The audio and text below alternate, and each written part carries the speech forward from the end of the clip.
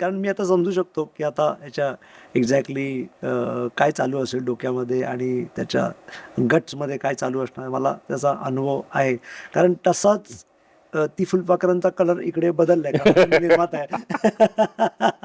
त्यामुळे तेवढीच फुलपाखरं इकडेही आहेत ती, की म्हणजे इथे मला जबाबदारी खूप वाटते. कारण मी निर्माता आहे, भाऊ आहे आणि त्यामुळे मला माझी जबाबदारी डबल झाली. ॲब्सोल्युटली. कारण माझा भाऊ आज इंडस्ट्रीमध्ये येतोय.